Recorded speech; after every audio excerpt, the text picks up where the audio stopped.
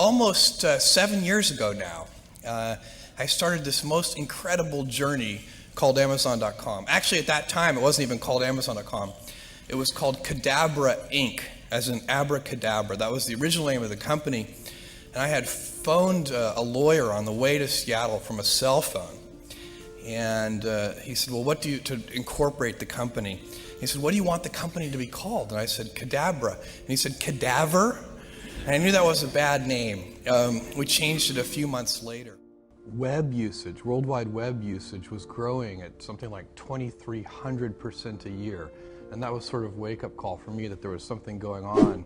And many people at that point hadn't heard of the web. They didn't have internet access. This was the time of 28 kilobit per second modems and dial-up access and so on and so on. So it's a very different age. But it was clear that there was going to be something there, and I realized you could make a bookstore on the web that could hold more books than a physical bookstore could ever hold. It could truly have universal selection. And of course, since then we've expanded that into other categories, and we keep pursuing that notion of Earth's biggest selection at Amazon. Well, my background was in computers, but books were the first best product to sell online. As a happy coincidence, I've always been a big reader, but that wasn't the reason that we chose books. My real passion was computers, and that's how I was involved in this world of the web back in '94. But books was a great first best product to sell online because books were very unique, and still are in one respect, and that is that there are more items in the book category than there are items in any other category. There are millions of books active and in print around the world, and the largest superstores, the largest physical book superstores, only carry about 100 to 150,000 of those millions of different books.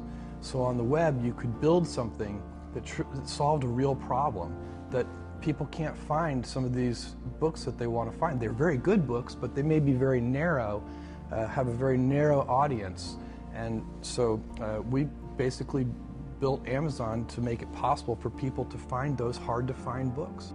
It's like low prices. We know customers like big selection, and we know that customers like fast delivery. And those things are going to be true 10 years from now. They're going to be true 20 years from now. So we can count on those things and we can put energy into them. We know customers like their products fast, and so we work on things that we know customers like. What has worked at Amazon is focusing on the customer, putting the customer first, which is easy to say but difficult to do.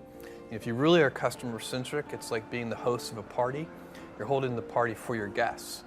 Sometimes the host of the party is holding the party for the host of the party. And that leads to a different kind of party. It's very important to pursue your passions, and if you're doing that, the risks are often not as great as they seem to be. So for me, when I thought about leaving my job and starting this company, I knew there was a good chance that it wouldn't work. But I also knew that when I was 80 years old and thinking back over my life, I would never regret having tried and failed. But I might regret having never tried. And when I thought about it that way, it didn't actually seem like that big of a risk. What we have always wanted to do is raise the standard for what it means to be customer-centric to such a degree that other organizations, whether they be other companies or whether they be hospitals or government agencies, whatever the organization is, they should look at Amazon as a role model and say, how can we be as customer-centric as Amazon? Even competitors, I imagine, right? Hopefully competitors as well. But if we could make, if that could be our legacy, that we kind of raise the general idea of what it means to be customer-centric, that would be a huge accomplishment. It would be accomplishing a mission that's much bigger than ourselves. A very rare idea that can be done by a single individual. Almost everything that is going to change the world, solve a problem, improve something, these are usually big efforts, and they require a team working together to really get something important done. And that has been the story of Amazon.com. At every step along the way, we've had a team here that is making this work. I mean, I don't know, even at the smallest scale, you have to figure out how to get help from your friends, from your family members, from people that you can hire in those early days. I think without that, it would never work. what we're really focused on is thinking long term, putting the customer at the center of our universe, and inventing. Those are the three big ideas to think long term, because a lot of invention doesn't work.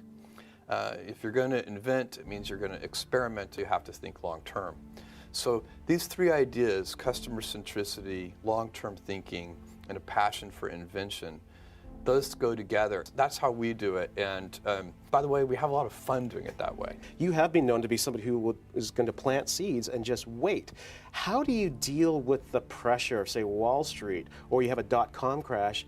I've never seen you panic. You stay the course and you sort of stick to your script. How do you do that? And how do you advise us to sort of internalize that as well as a strategy? Well, I think that if you're straightforward and clear about the way that you're going to operate, then you can operate in whatever way you choose. And we don't even take a position on whether our way is the right way. We just claim it's our way.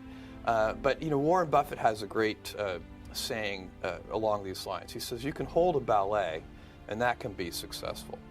And you can hold a rock concert, and that can be successful. Just don't hold a ballet and advertise it as a rock concert. You need to be clear with all of your stakeholders with, are you holding a ballet or are you holding a rock concert? And then people get to self-select in. I think, and I don't think there's a particular recipe, but there are elements of what we do that I think help. So one of them is that inside our culture, we understand that even though we have some big businesses, new businesses start out small. And so, it would be very easy for, say, the person who runs our U.S. books category to say, why are we doing these experiments with things? I mean, that generated, a tiny bit of revenue last year. Why don't we instead focus those resources and that, all that brain power on the books category, which is a big business for us. And instead, that would be a natural thing to have happen. But instead, inside Amazon, when a new business, reaches some small milestone of sales, email messages go around and everybody's, giving virtual high fives for reaching that milestone. And I think it's because we know from our past experiences that big things start small. The biggest oak starts from an acorn, and you've got to recognize, if you want to do anything new, you've got to be willing to let that acorn grow into a little sapling and then finally into a small tree, and maybe one day it'll be a big business on its own. Done so well at Amazon is you've undercut all of your rivals by keeping the prices low. Does that same strategy apply to tablets? Yes, our approach is premium products at non-premium prices. So we sell the hardware at break even, so we don't try to make any money when we sell this hardware. And we hope to make money when people use the devices, not when they buy the devices. And so that's a very different approach from most companies. Most companies are building quite a bit of profit into the sale of these devices. Greta Team Ferocity, what does that mean to you? Well, it means step by step ferociously. And it's the motto for Blue Origin. Basically, you can't skip steps. You have to put one foot in front of the other. Things take time. There are no shortcuts, but you want to do those steps with passion and ferocity. Whatever it is that you want to do, there's going to be risk in your life, and risk is a necessary component of progress. You can make any pioneering movements in the world of any kind, whether they be the geographical, physical exploration that I've just been talking about, or whether it be, a more cerebral exploration of a scientific field. Or I bet you could ask that question of every speaker here, and I bet that every speaker here has taken substantial risks, whether it be intellectual or otherwise, to achieve what they've done. I think, to some degree, you follow your passions and then wait, you have to hope the wave catches you. I was always interested in computers. I was always interested in software. I was always a big reader. And so it wasn't, which made me alert to things like the internet and the possibility that you could build a bookstore online that would have universal selection. I think everybody has their own passion, their own thing that they're interested in, and then you're very alert to the things that are in the sphere of influence of that passion. So your passion has led you to change the world, frankly, with Amazon. But yet you've got Blue Origin, you've got Bezos Explorations. Why can't somebody like you just rest on your laurels? Go play golf. Well, I love what I do. I also have 4 kids. I have a wife that I love. I have a lot of passions and interests, but one of them is, at Amazon, the rate of change is so high, and I love that. I love the pace of change. I love the fact that I get to work with these big smart teams. The people I work with are so smart, and they're self-selected for loving to invent on behalf of customers. And so, it's not, do I love every moment of every day? No, that's why they call it work. There are things that I don't enjoy, but if I'm really objective about it and I look at it, I'm so lucky to be working alongside all these passionate people, and I love it. Why would I go sit on a beach?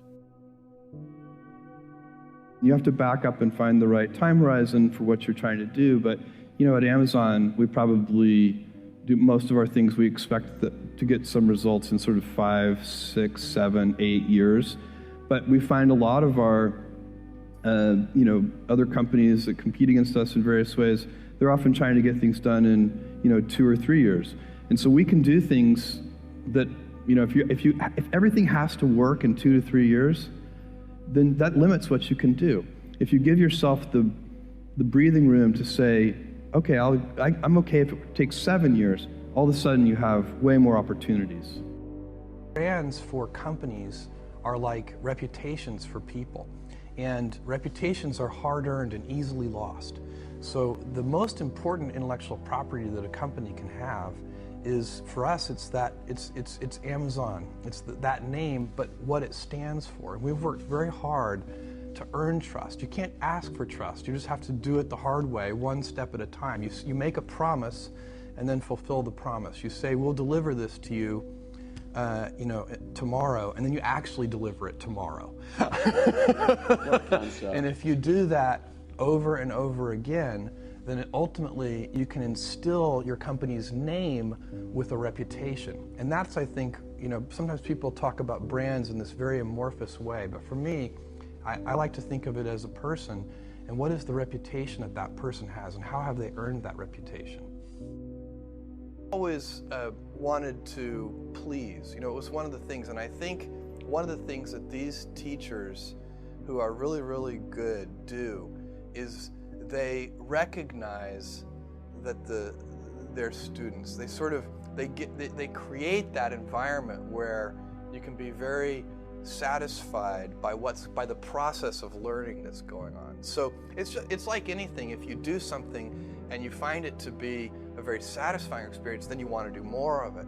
And so the great teachers somehow convey in their very attitude and their words and their actions and everything they do that this is an important thing you're learning.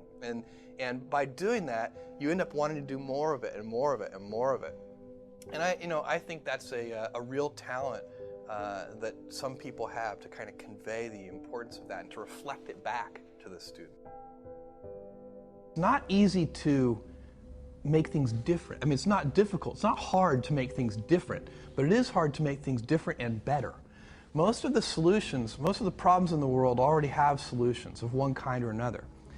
All of those solutions can be improved upon. There's no chance that anything is perfected yet. I don't believe that. But all those solutions are highly evolved, and they've been, people have been working on solutions to most problems for a long time. But still, somebody, it wasn't that long ago, somebody figured out that you should add wheels to suitcases. Pretty good improvement. When we were Amazon.toast, we only had 100 and, when we were declared Amazon.toast, I think we had 150 employees. Barnes & Noble had 30,000 employees. And somebody wrote an article that said, you know, Amazon has had a great 2-year run, but now the big boys have shown up and they're going to steamroll them. And, you know, we had a all hands meeting. I called all 150 employees together. I said, look, because everybody's worried about it. Every employee has read the Amazon.toast article. Every mother of every employee has read the Amazon.toast article and has called and said, your father and mother who live here in New York. Yeah, are you okay? Yeah. And so we had an all hands meeting and I said, look, you should wake up worried, terrified every morning, but don't be worried about our competitors because they're never going to send us any money anyway.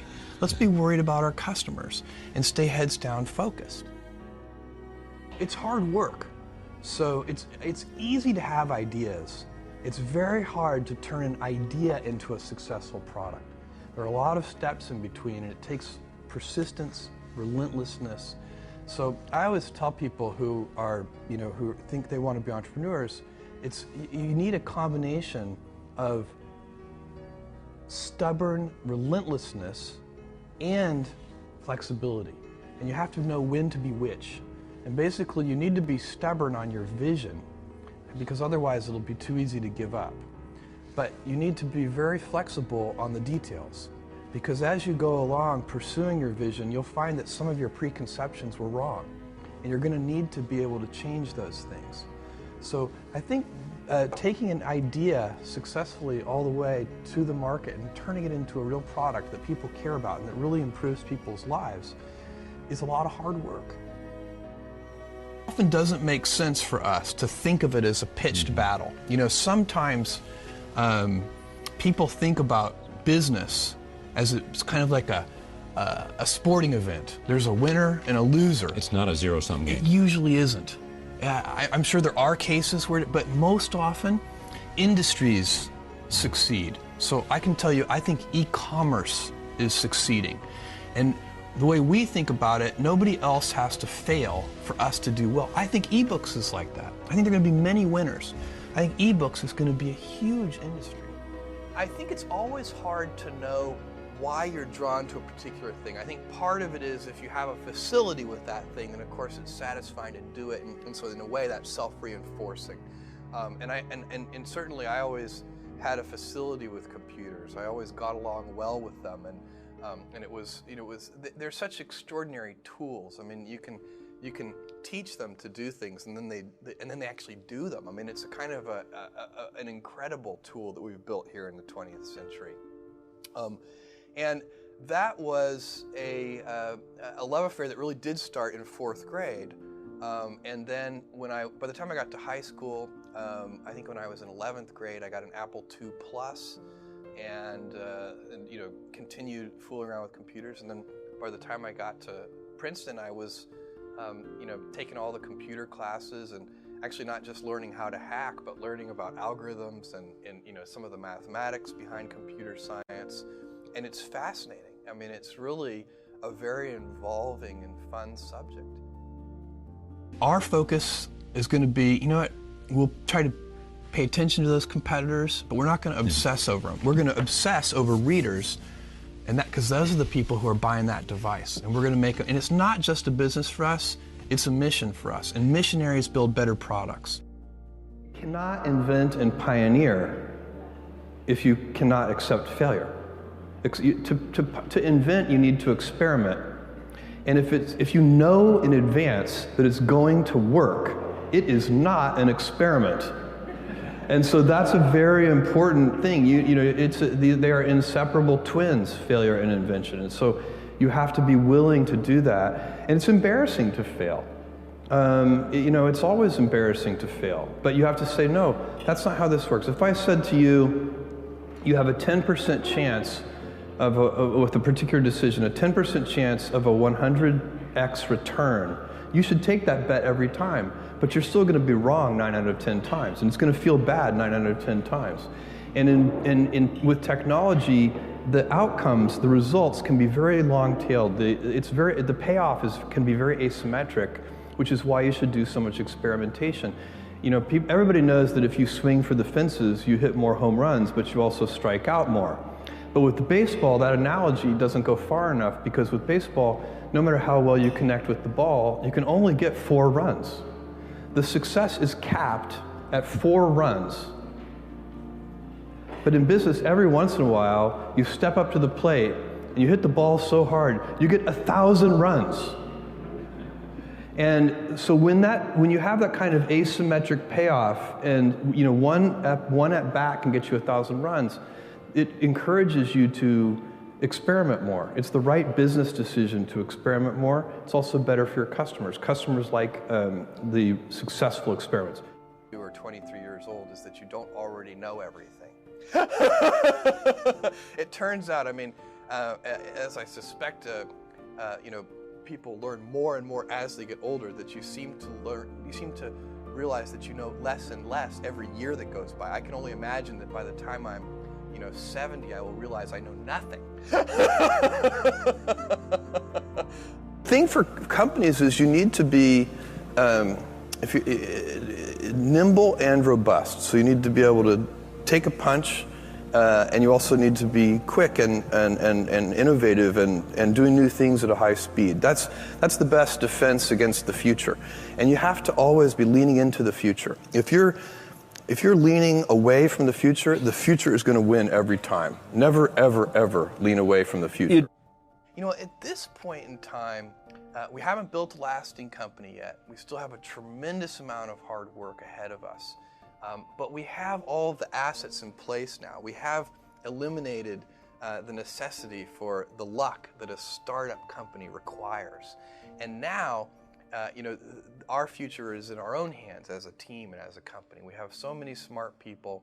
We have so many customers who treat us so well.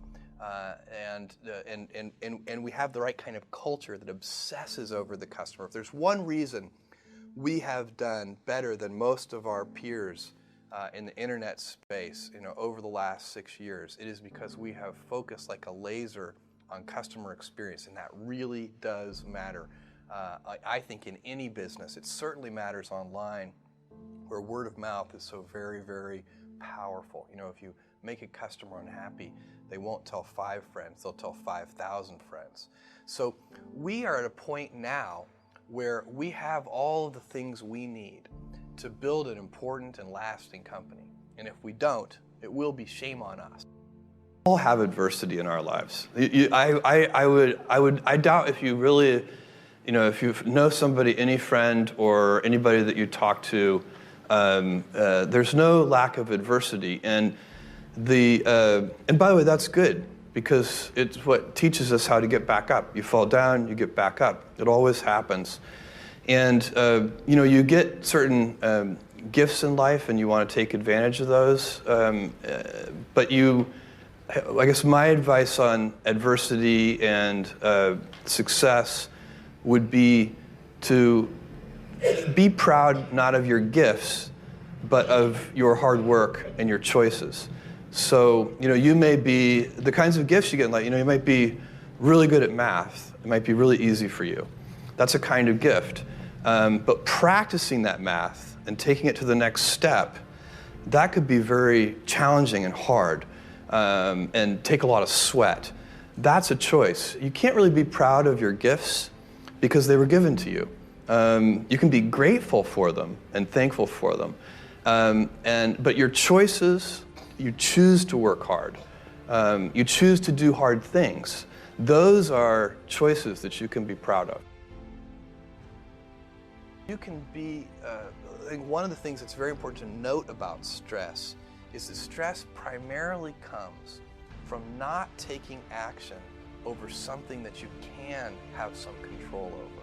So if I find that some particular thing is causing me to have stress, that's a warning flag for me. What it means is there's something that I haven't completely identified, perhaps in my conscious mind, that is bothering me, and I haven't yet taken any action on it. I find as soon as I identify it and make the first phone call or send off the first email message or whatever it is that we're going to do to start to address that situation, even if it's not solved, the mere fact that we're addressing it dramatically reduces any stress that might come from it. So stress comes from ignoring things that you shouldn't be ignoring, I think in large part. So stress doesn't come, people get stress wrong all the time, in my opinion.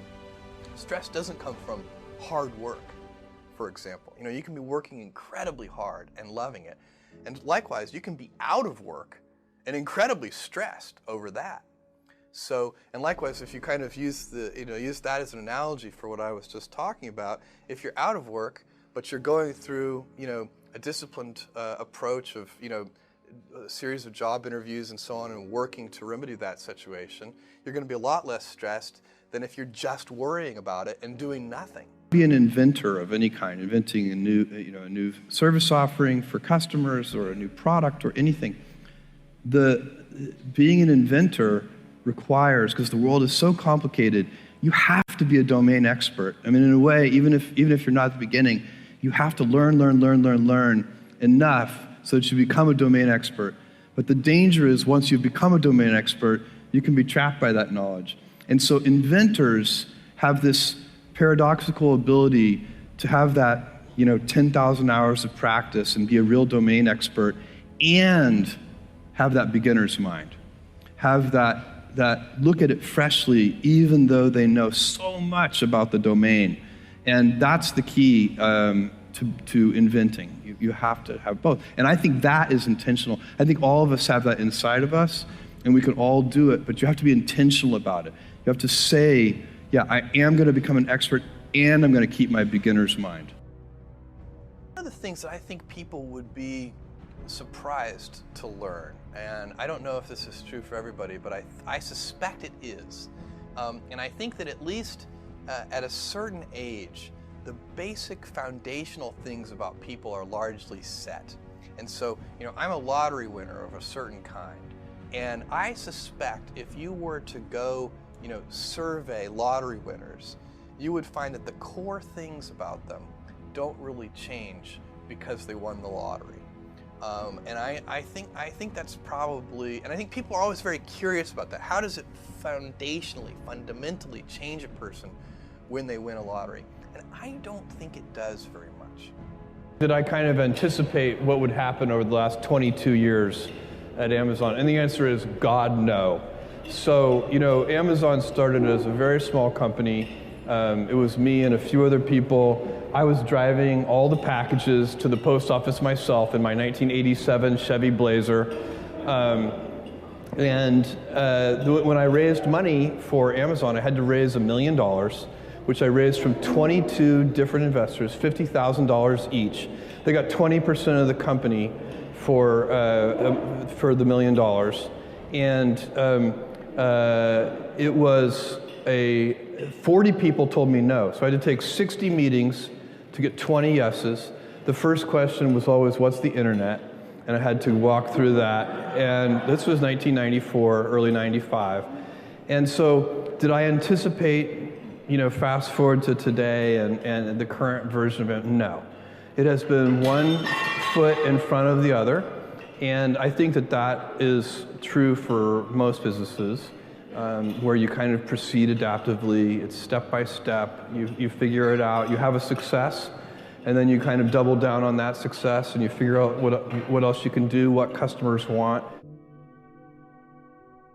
I find very motivating, and and I think this is probably a very common form of motivation or motive or cause of motivation, is I love people counting on me. And so, today, it's so easy to be motivated because we have millions of customers counting on us at Amazon.com. We've got thousands of investors counting on us.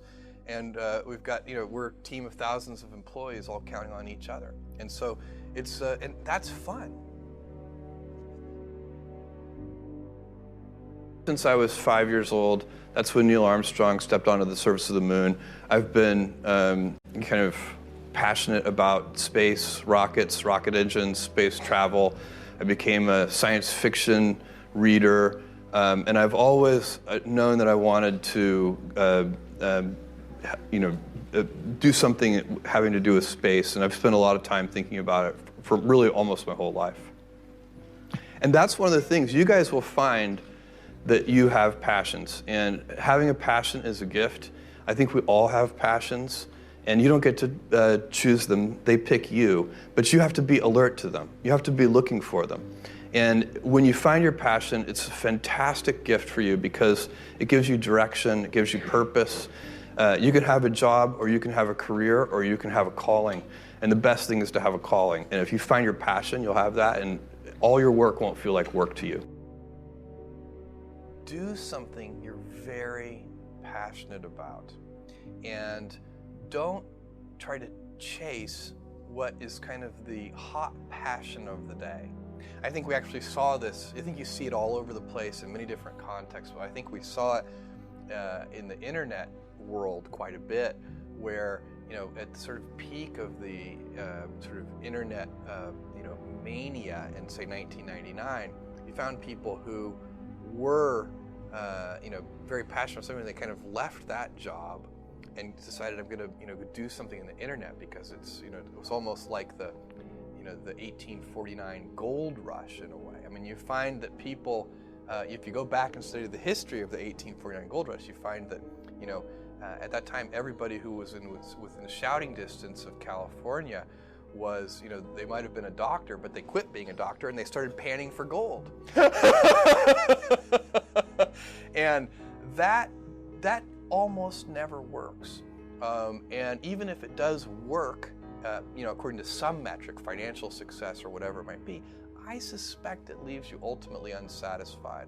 So you really need to be very clear with yourself.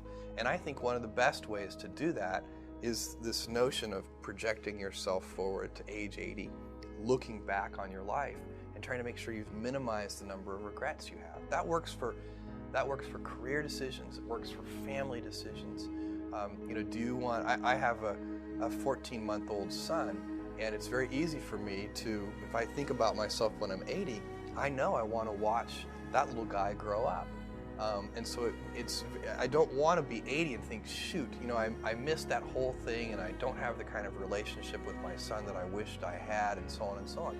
So if you think about that, so I guess another thing that I would recommend to people is that they always take a long-term point of view. And I think this is something about which there's a lot of controversy. You know, there's a lot of people, and I'm just not one of them, believe that you should live for the now. I think what you do is you think about the great expanse of time ahead of you and try to make sure that you're planning for that in a way that's going to leave you ultimately satisfied.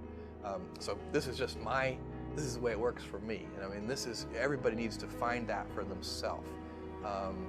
So I think there are a lot of paths to satisfaction, and you need to find one that works for you.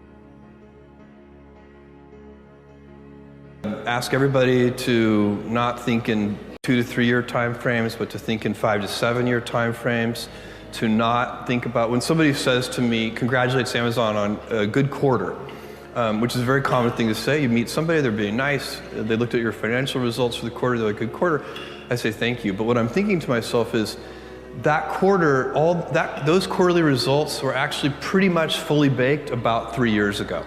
And so like today, I'm working on, you know, a quarter that is going to happen in 2020, not next quarter. Next quarter, for all practical purposes, is done already, and it's probably been done for a couple of years. And so if you start to think that way, it changes how you spend your time, how you plan, where you put your energy, and your ability to look around corners gets better. So many things improve if you can take a long term. By the way, it's not natural for humans, so it's a discipline that you have to build.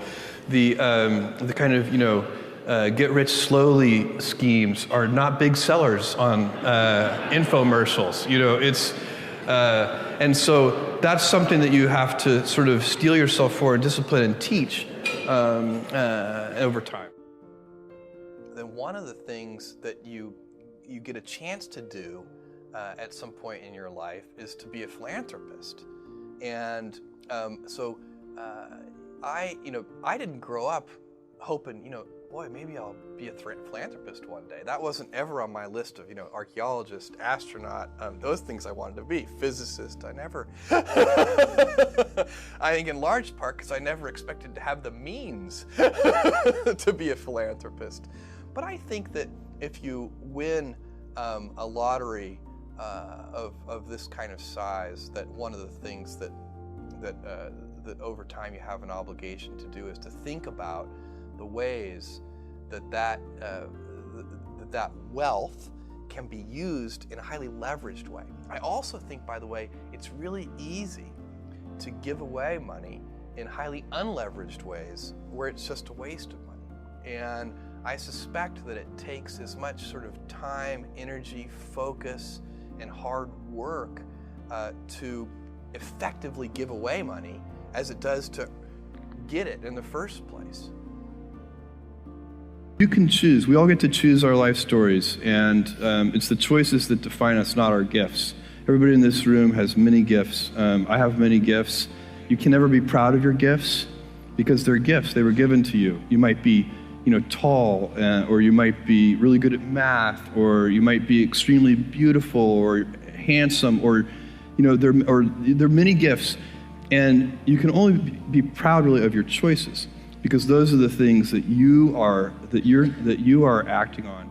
And one of the most important choices that each of us has, and you know this just as well as I do, is you can choose a life of ease and comfort, or you can choose a life of service and adventure.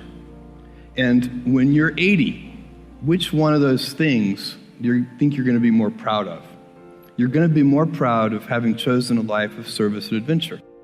I've always been focused. When I was in Montessori school, the Montessori school teacher told my mom that I wouldn't switch tasks, and they got me to switch tasks by picking me up, including my chair, and just moving me to the new task station. I've gotten a little better about that over the years, but it's still, task switching is still a problem for me. On the internet today, 2 kids in their dorm room can reinvent an industry. That's how it could, because the heavy lifting infrastructure is in place for that. Today, 2 kids in their dorm room can't do anything interesting in space. You could build a CubeSat. There's not that much interesting about CubeSats. And that may change, but right now, there's just, there are certain laws of physics and certain things you need size for, and things need to be big. We need to be able to put big things in space at low cost. And so if I'm 80 years old and I can say to myself that Blue Origin did the heavy lifting, I'm using my Amazon winnings to do a new piece of heavy lifting infrastructure, which is low cost access to space. Vehicles have to be reusable. You can't throw them away. Throw away space vehicles every time, you're never going to lower the cost. So we're trying to lower the price of admission into space so that thousands of entrepreneurs can then do amazing, surprising things. Nobody in 1995, so it's not that much. Just nobody in 95 predicted travel. Snapchat. Right. I can't predict for you what amazing entrepreneurs, brilliant, amazing entrepreneurs will do in space. But I know if I give them low-cost access to space, some brilliant, 22-year-old is going to figure it out. It's one of those things about what companies get sustainable. It's those that provide platforms upon which others can build. Amazon does it, Apple does it, empower others to do things. So AWS is like that. Kindle Direct Publishing is like that. Our third-party selling business is like that. Fulfillment by Amazon is like that. Every time you figure out some way of providing tools and services that empower other people to deploy their creativity, you're really onto something. What motivates me when times are rough? I find if I'm stressed about something, it's usually because I'm not doing anything about it. And so if I'm stressed about something, I'm trying to figure out, why am I stressed? I'm listening to my body as a signal that something is awry. And then I find that the stress goes away the second I take the first step identify the source of the stress. Why am I stressed about this? What's going on? And then, talk to somebody about it. Find allies.